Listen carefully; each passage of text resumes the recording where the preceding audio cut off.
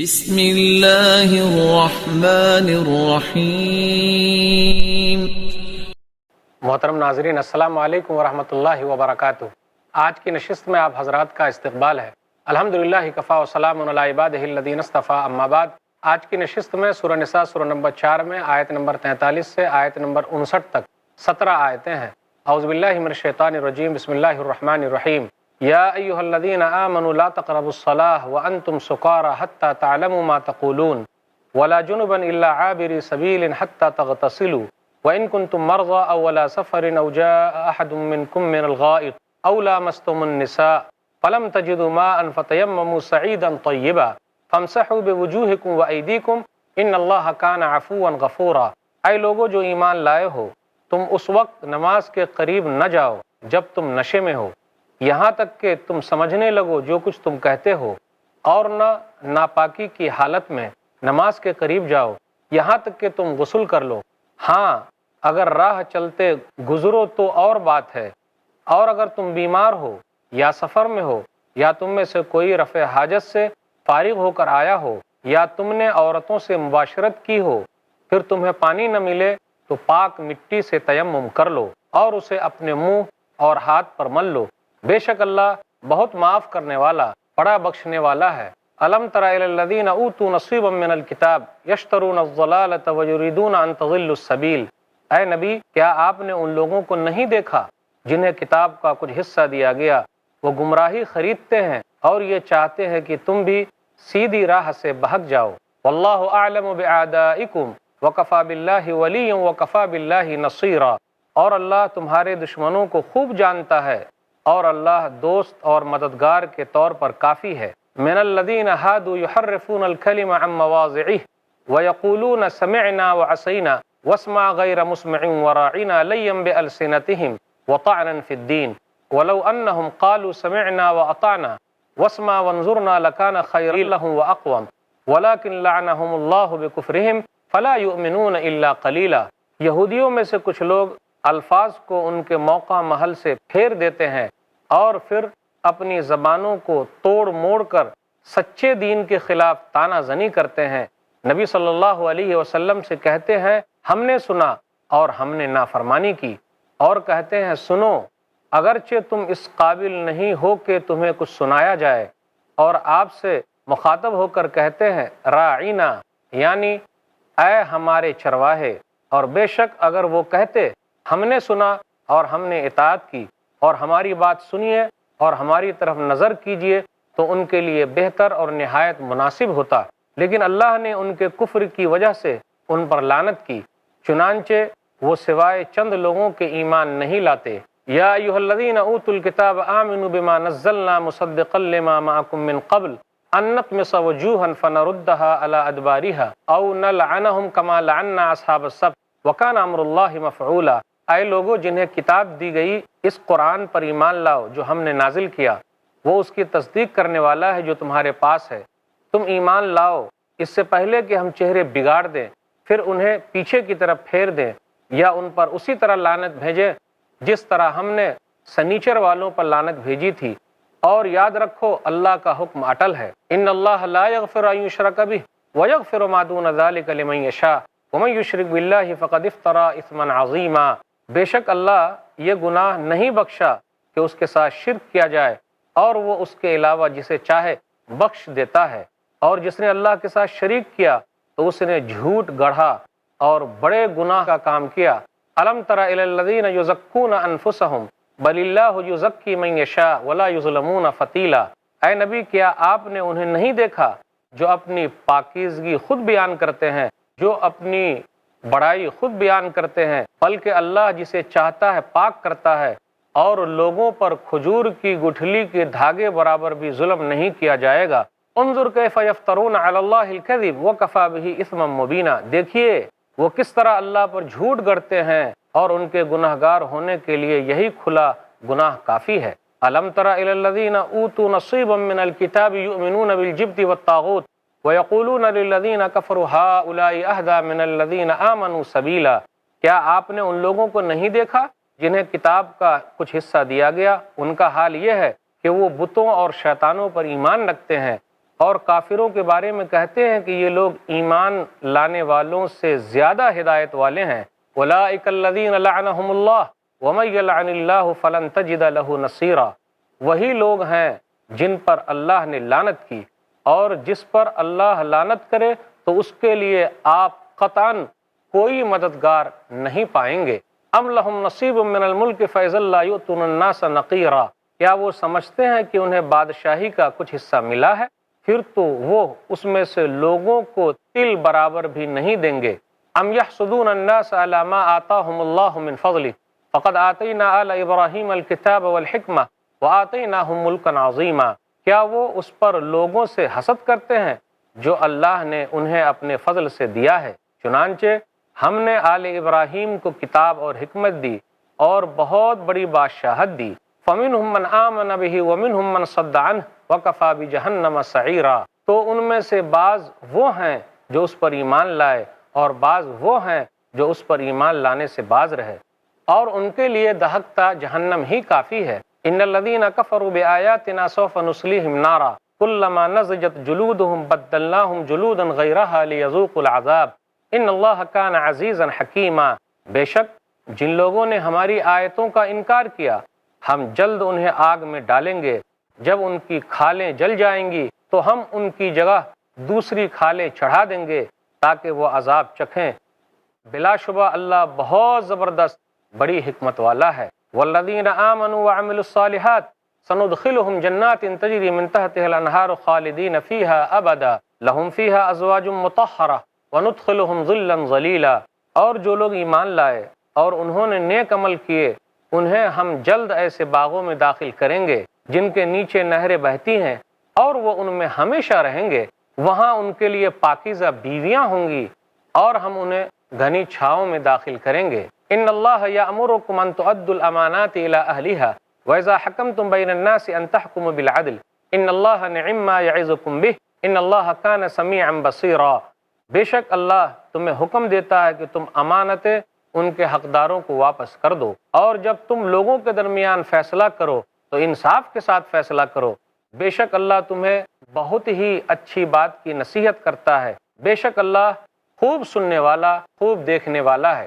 یا ایھا الذین آمنوا اطیعوا اللہ واطیعوا الرسول واولی الامر منکم فإن تنازعتم فی شیء فردوه الی اللہ والرسول ان کنتم تؤمنون باللہ والیوم الآخر ذلک خیر واحسن تأویلا، اے لوگو جو ایمان لائے ہو تم اطاعت کرو اللہ کی اور اطاعت کرو رسول کی اور ان لوگوں کی جو تم میں سے صاحب امر ہوں، پھر اگر تم باہم کسی چیز میں اختلاف کرو تو اسے اللہ اور اس کے رسول کی طرف لوٹا دو، اگر تم واقعی اللہ اور آخرت کے دن پر ایمان رکھتے ہو یہ بہتر ہے اور انجام کے لحاظ سے بہت اچھا ہے۔ محترم ناظرین، آپ نے ابھی سورہ نساء سورہ نمبر 4 میں آیت نمبر 43 سے آیت نمبر 59 تک 17 آیتیں سنی، اس کا ترجمہ سنا۔ خلاصہ یہ ہے کہ نشے اور جنابت کی حالت میں نماز پڑھنے کی ممانعت ہے، نشے کی حالت میں نماز نہیں پڑھنا ہے۔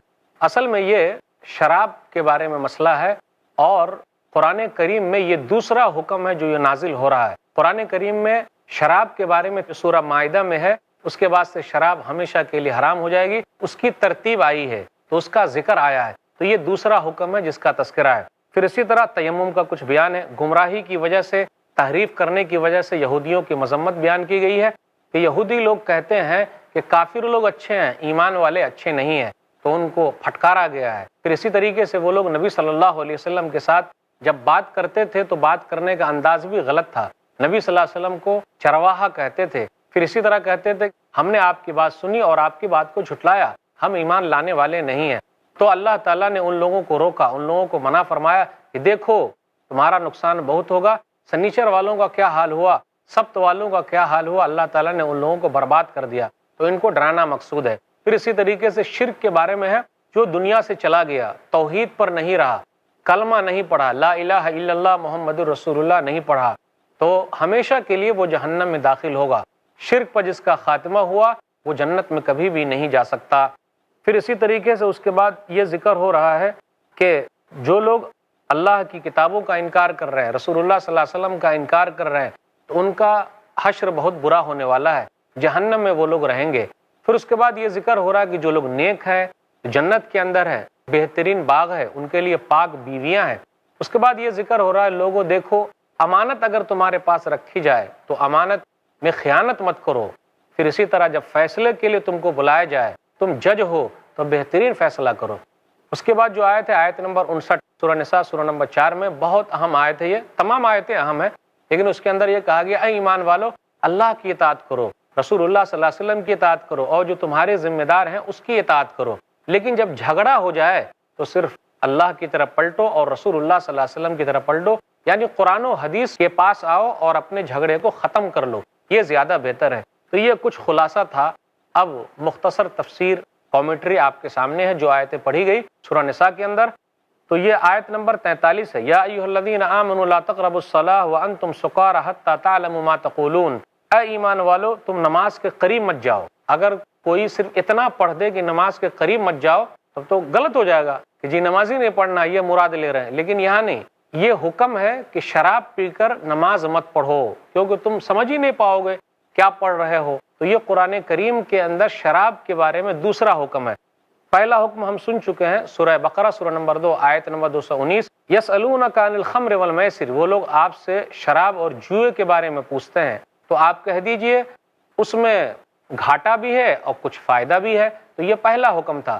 اب دیکھیے کوئی چیز اگر زیادہ سماج کے اندر ہو تو پیار اور حکمت کے ساتھ اور تدریجاً اس چیز کو ختم کیا جائے، تو شراب کو قرآن نے اس طریقے سے ختم کیا۔ اب یہ دوسرا حکم ہے، نماز کی حالت میں شراب پی کر مت آؤ، یہ منع کیا جا رہا ہے۔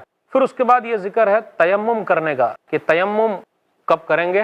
وَإِن كُنتُم مَرْضَىٰ أَوْ عَلَىٰ سَفَرٍ أَوْ جَاءَ أَحَدٌ مِّنكُم مِّنَ الْغَائِطِ أَوْ لَامَسْتُمُ النِّسَاءَ فَلَمْ تَجِدُوا مَاءً فَتَيَمَّمُوا صَعِيدًا طَيِّبًا، اگر تم بیمار ہو اور سفر میں ہو یا پیشاب پخانے سے فارغ ہو کر آئے ہو یا پھر اپنی بیوی سے ملے ہو، جمع کیے ہو، تو یہ 4 صورتیں بتائی گئی ہیں، لیکن اگر پانی نہیں مل رہا ہے تو کیا کرنا ہے؟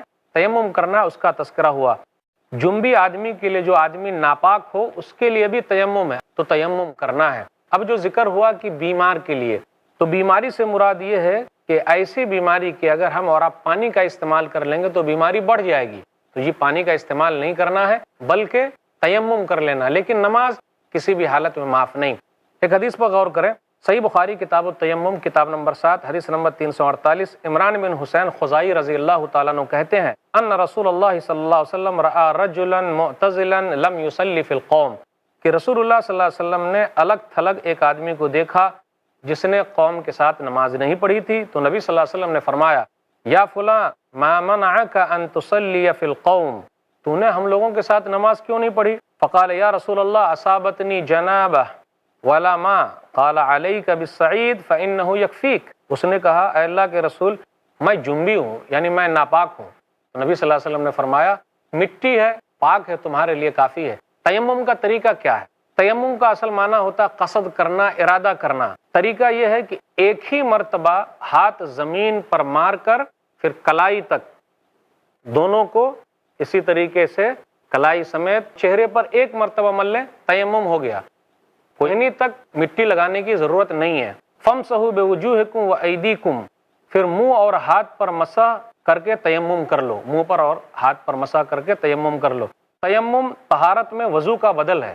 اگر کوئی آدمی ناپاک ہو گیا ہے، پانی نہیں مل رہا ہے، تو جس طریقے سے پانی اس کو پاک کر سکتا ہے، مٹی بھی اس کو پاک کرنے والی ہے، اور تیمم اس کے لیے کافی ہے۔ پھر اس کے بعد آیت نمبر 44، 45، 46 کے اندر ہے ضلالت، گمراہی، تحریف، یعنی الٹا پلٹا کر دینا، اس کی وجہ سے اور دیگر برے اعمال کی وجہ سے یہودیوں کی مذمت بیان کی گئی ہے۔ الم تر الی الذین اوتوا نصیبا من الکتاب، کیا آپ نے نہیں دیکھا ان لوگوں کی طرف جن کو کتاب کا حصہ دیا گیا تھا؟ وہ لوگ گمراہی خرید رہے ہیں۔ کیسی گمراہی؟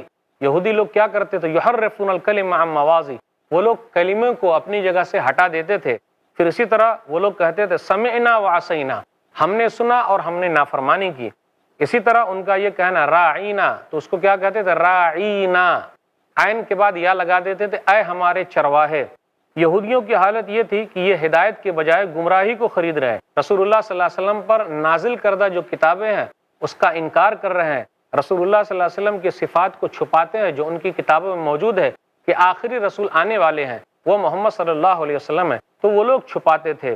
پھر اسی طرح یہودیوں کی خباثت، شرارت یہ بھی تھی کہ وہ کہتے تھے ہم سنیں اور ہم انکار کرنے والے ہیں، غیر مسمعین، اس کا معنی یہ ہے تیری بات نہ سنی جائے، یہ بد دعا کے لیے استعمال کیا جاتا ہے۔ تو اللہ تعالیٰ نے ان کے کفر کی وجہ سے ان کے اوپر لعنت کی۔ تو چند ہی لوگ تھے یہودیوں میں سے جو لوگ ایمان لائے۔ عبداللہ بن سلام رضی اللہ تعالیٰ عنہ ان خوش نصیب یہودیوں میں سے ہیں جو اسلام لے کر آئے ہیں۔ اس کے بعد آیت نمبر 47 ہے، اس کے اندر یہ آیا کہ سرزنش کی گئی ہے یہودیوں کی اور ان کو ایمان لانے کی دعوت دی گئی۔ ان کو یہ کہا گیا کہ اگر تم لوگ ایمان نہیں لاؤ گے تو تمہارا چہرہ بگاڑ دیا جائے گا، ایمان نہیں لاؤ گے تو کیا ہوگا، یا پھر الٹے پاؤں چلنے کے لیے کہا جائے گا یا لعن و طعن کیا جائے گا۔ کس طریقے سے اصحاب سبت پر یعنی سنیچر والوں پر لعن و طعن کیا گیا، ان کو دتکارا گیا اور اللہ کی رحمت سے وہ لوگ محروم کر دیے گئے۔ اس لیے اگر تم لوگ بھی ایمان نہیں لاؤ گے تو تمہارے ساتھ بھی ایسا ہی ہونے والا ہے۔ تو ان لوگوں کو ڈرایا جا رہا ہے، دھمکایا جا رہا ہے اور دعوت دی جا رہی ہے کہ تم لوگ ایمان کی طرف چلے آؤ۔ آگے آیت نمبر 48 ہے، اس کے اندر ان اللہ لا یغفر ان یشرک بہ ویغفر ما دون ذلک لمن یشاء، کہ بے شک اللہ تعالیٰ شرک کو معاف نہیں کرتا، شرک کے علاوہ تمام گناہوں کو معاف کر دیتا۔ شرک یعنی اللہ کے ساتھ کسی کو شریک ٹھہرانا، یہ کہنا کہ اللہ صحیح کرتا ہے تو دوسرے بھی صحیح کرتے ہیں، اللہ دیتا ہے دوسرے بھی دیتے ہیں، بیمار کرنے والا اللہ دوسرے بھی بیمار کرتے ہیں، دوسرے بھی شفا دیتے ہیں، پریشانی دوسرے لوگ بھی حل کرتے ہیں۔ جی نہیں، پریشانی حل کرنے والا اللہ، مشکلوں کو حل کرنے والا اللہ، مشکل کشا اللہ ہے، سب کی فریاد سننے والا اللہ ہے، پریشانی سے نکالنے والا اللہ ہے۔ تو اللہ کی ذات میں کسی کو شریک نہیں ٹھہرانا، اللہ اکیلا ہے، کوئی ماں باپ نہیں، کوئی بال بچے نہیں، اس کے برابر کوئی ہے ہی نہیں۔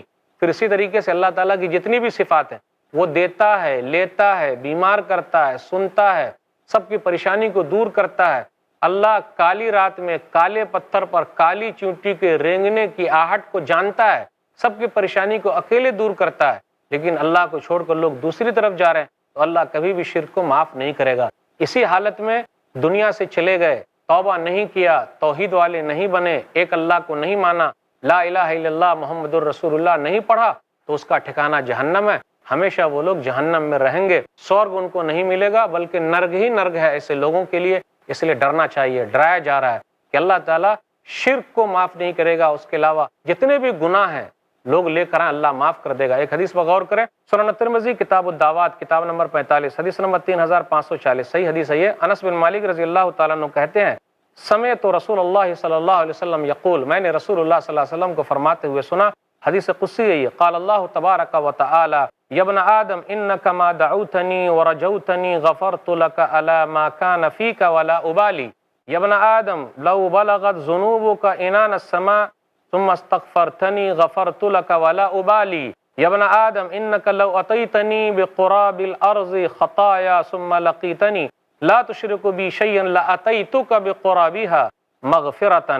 ترجمہ یہ ہے، نبی صلی اللہ علیہ وسلم نے فرمایا، اللہ تعالیٰ فرماتے ہیں اے آدم کی اولاد، اگر تیرے گناہ آسمان کو چھونے لگے پھر تو مجھ سے مغفرت طلب کرنے لگے تو میں تمہیں بخش دوں گا اور مجھے کسی بات کی پرواہ نہیں ہے۔ اے آدم کی اولاد، اگر تو زمین برابر بھی گناہ کر بیٹھے پھر مجھ سے مغفرت طلب کرنے کے لیے آئے اور میرے ساتھ کسی کو شریک نہ ٹھہرایا ہو تو میں تیرے پاس اس کے برابر بخشش لے کر آؤں گا اور تجھے بخش دوں گا۔ ناظرین کرام، اس لیے گناہوں سے بچنا، شرک سے بچنا بہت ضروری ہے۔ آپ غور کر لیں، زمین بھر کر، آسمان بھر کر گناہ لے کر جائیں، توحید پر اگر خاتمہ ہوا ہے تو اللہ سب گناہوں کو معاف کر دے۔ اس لیے دعا کیجیے اللہ تعالی ہم لوگوں کا خاتمہ توحید پر کرے، آمین۔ ناظرین کرام، آگے ہے آیت نمبر 49 سے 52 تک دیکھیے۔ وہ لوگ، یہودی لوگ اپنے آپ کا تزکیہ کرتے ہیں، اپنے آپ کی صفائی بیان کرتے ہیں، اپنے آپ کو بڑا سمجھتے ہیں۔ الم تر الی الذین یزکون انفسہم، کیا آپ نے نہیں دیکھا ان لوگوں کی طرف جو لوگ اپنے آپ کا تزکیہ کر رہے ہیں، اپنے آپ کو بڑا سمجھ رہے ہیں؟ کیسے بڑا سمجھتے؟ سورہ مائدہ سورہ نمبر 5 آیت نمبر 18، نحن ابناء اللہ واحباؤہ، ان لوگوں کا کہنا یہ ہے اہل کتاب کا، جی ہم تو اللہ کے بیٹے ہیں اور اللہ کے محبوب ہیں، اللہ کے پسندیدہ ہیں۔ کس نے کہا ہے؟ کیا دلیل ہے ان کے پاس؟ پھر اسی طرح وہ لوگ کہتے سورہ بقرہ سورہ نمبر 2 آیت نمبر 111، لن يدخل الجنۃ الا من کان ھودا او نصارا، کہ جنت میں صرف یہودی اور عیسائی لوگ ہی داخل ہوں گے، اس کے علاوہ کوئی نہیں داخل ہوگا۔ کہاں ہے یہ؟ کہاں لکھا ہوا ہے؟ اپنے آپ کا تزکیہ کر رہے ہیں۔ ان لوگوں کو تو ڈرنا چاہیے۔ وہ لوگ اپنے آباء و اجداد پر فخر کرتے ہیں کہ جی ہم ابراہیم کی اولاد میں سے ہے، ہم اسحاق کی اولاد میں سے ہے، ہم یعقوب کی اولاد میں سے ہیں۔ باپ دادا پر فخر کرنا یہ کہاں کی عقل مندی ہے؟ ارے ان کے باپ دادا توحید والے تھے، ان لوگوں نے کبھی اپنا تزکیہ نہیں کیا، یہ لوگ اپنا تزکیہ کیوں کر رہے ہیں؟ اپنی صفائی خود کیوں دے رہے ہیں؟ بلکہ اللہ تعالیٰ کسی کی صفائی دے گا۔ ان کے لیے ضروری تھا کہ یہ توحید والے ہو جاتے، توحید والے کیوں نہیں ہیں؟ شرک پر کیوں ہیں؟ ان کو منع کیا جا رہا ہے، ان کو کہا جا رہا ہے کہ تم لوگ اپنا تزکیہ نہ کرو۔ وہ جو قومیں تھیں وہ گزر گئی۔ سورہ بقرہ سورہ نمبر 2 آیت نمبر 134 اور آیت نمبر 141، تلک امۃ قد خلت، وہ امتیں گزر گئی، لہا ما کسبت ولکم ما کسبتم، ان کا عمل ان کے ساتھ، تمہارا عمل تمہارے ساتھ۔ ایک حدیث کے اندر آیا، صحیح مسلم کتاب الذکر والدعا کتاب نمبر 48 باب نمبر 11 حدیث نمبر 2699، من بطأ بہ عملہ لم یسر بہ نسبہ، جس کو عمل نے پیچھے کر دیا اس کا خاندان اس کو آگے نہیں لے جا سکتا۔ اس لیے یاد رکھیے گا، نام سے بزرگوں کے عظمتیں نہیں ملتی، نام سے بزرگوں کے عظمتیں نہیں ملتی، دوستوں دعاؤں سے جنتیں نہیں ملتی۔ صرف دعا کرتے رہیے گا جنت مل جائے جنت مل جائے، تھوڑا نہ ہوگا بھائی، عمل بھی کرنا پڑے گا، کوشش بھی کرنی پڑے گی۔ اور نیک عمل میں سب سے اہم چیز ہے توحید، اس کے بارے میں ذکر ہو رہا ہے کہ جی ایک اللہ پر ایمان لانا، اور دوسرے تمام لوگوں سے کہا جا رہا ہے کہ وہ رسول اللہ صلی اللہ علیہ وسلم کو اپنا آخری نبی تسلیم کر لے، رسول اللہ صلی اللہ علیہ وسلم پر ایمان لے آئے، تو یہ تذکرہ ہو رہا ہے۔ پھر آگے یہ ذکر ہے، الم تر الی الذین اوتوا نصیبا من الکتاب، کہ آپ نے نہیں دیکھا ان لوگوں کی طرف جن کو کتاب کا حصہ دیا گیا، وہ لوگ کیا کرتے ہیں؟ جادو پر، بتوں پر، شیطانوں پر ایمان لانے والے ہیں، اس لیے منع کیا جا رہا ہے۔ جبت بولتے ہیں جادو، بت، کاہن، اس کا تذکرہ طاغوت سے مراد شیطان ہے، یعنی جبت ایک ایسا لفظ ہے جو بت، کاہن، جادوگر وغیرہ سب کے لیے استعمال ہوتا ہے۔